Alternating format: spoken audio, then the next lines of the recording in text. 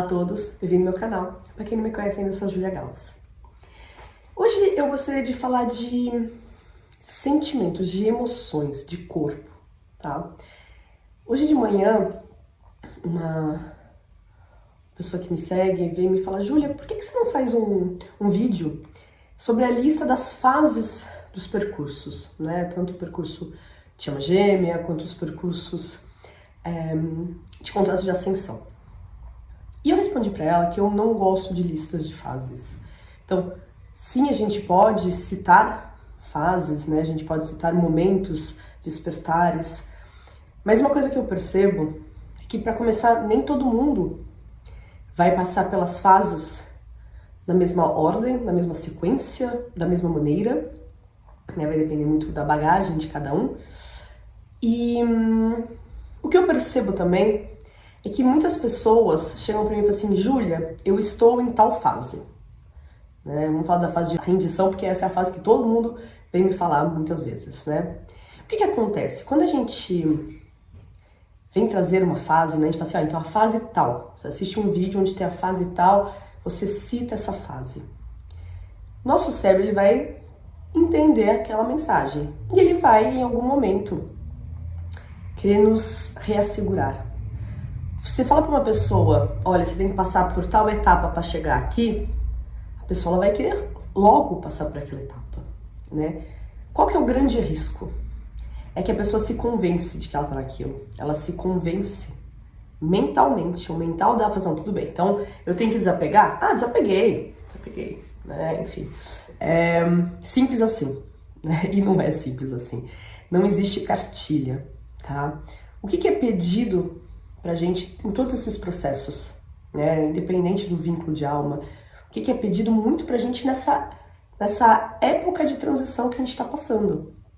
É de voltar para o nosso corpo, de voltar para o momento presente, soltar justamente esses objetivos. É fácil? Nem um pouco, não é fácil, né? E eu acredito que quando a gente tem listinhas, quando a gente tem uma cartilha, que aliás não é impossível, não existe, porque a sua história, independente se a chama gêmea, independente, é diferente da minha história, que é diferente de outra chama gêmea, que às vezes pode ter o mesmo começo, pode ter muitas semelhanças, mas não é a mesma história, não são as mesmas pessoas, tá? Então, às vezes a gente fala assim: não, eu cheguei em tal momento. Só que lá dentro não, a gente não sentiu. E posso dar até um exemplo, né? O ano passado eu tava muito trabalhando essa coisa do desapego, né? De chegar nesse desapego. E muitas vezes eu achava: nossa, agora parece que realmente soltou alguma coisa. Dava um mês, tinha mais alguma coisa que soltava. Nossa, agora sim soltou, né? Ainda faltava. E mais um mês, e daí... Então, é o curtir o processo. Eu repito isso 1000 vezes, mas porque é isso. A gente tem que curtir o processo. Eu sei que todo mundo que ama alguém quer estar com a pessoa. Eu sei que pra quem chama gêmea, o período de separação sempre é longo demais. Eu entendo tudo isso, tá? Mas é também chegar no momento onde a gente entende que essa separação é ilusória, tá? Que é simplesmente na 3D que tá em dois corpos, né? E que é a mesma alma.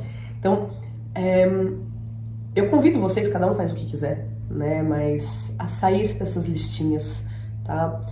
Os guias falaram muito no começo do ano, eu até comentei com vocês, pra quem me segue no Instagram, que mentir pra si mesmo, né? Pra se convencer de algo é muito contraprodutivo. Porque às vezes, eu quero chegar, enfim, nesse famoso desapego, né? Só que eu tô aqui. Eu não vou conseguir chegando aqui. Eu vou ter que fazer todo esse processo. E isso para várias coisas. Eu quero entender, digamos, a pessoa tá lá no começo, no meio do processo dela. Eu quero entender a filha original, que é lá no final. Então eu vou ficar batendo nessa tecla. Você não tem informações suficientes. A mesma coisa que você tá na primeira série e fala: não, eu quero fazer a prova do vestibular. E eu vou passar. Não vai passar, né? Então, é entender que o processo, ele não chama processo à toa, a gente tem que passar por ele. E outra coisa que eu acho que vai muito em relação a isso são as nossas emoções, né? O sentir o nosso corpo.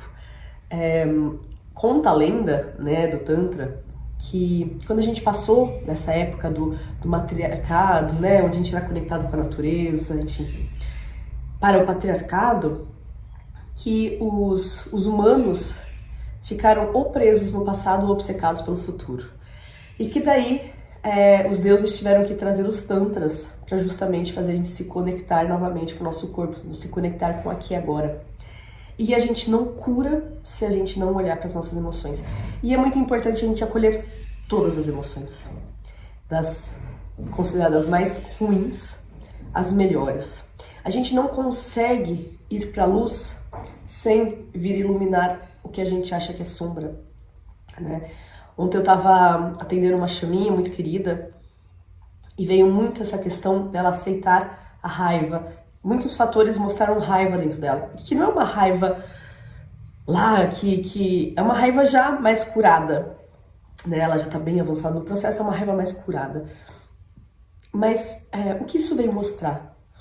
A gente não pode polarizar. Nós não vamos ser o tempo todo a gente não vai estar sorrindo e não quer dizer que a gente está triste, né? O tempo todo a gente não vai estar numa explosão de amor, né? E não quer dizer que a gente não está amando. É encontrar este meio termo. E as emoções que são ditas, talvez conhecidas como ruins, por exemplo, a raiva, elas não são ruins, elas vêm trazer algo pra gente. E elas vão ser boas ou ruins, digamos assim, dependendo de como a gente vai conseguir expressá-las. Vou dar um exemplo. Se alguém vem e faz alguma coisa, pega algo que é seu, ou faz alguma coisa com você que você não está de acordo, aquilo te deixa com raiva. Você não vai ficar sorridente olhando pra pessoa e falar assim, não, tá tudo bem, né? E você também não vai lá e agredir a pessoa, né, fisicamente.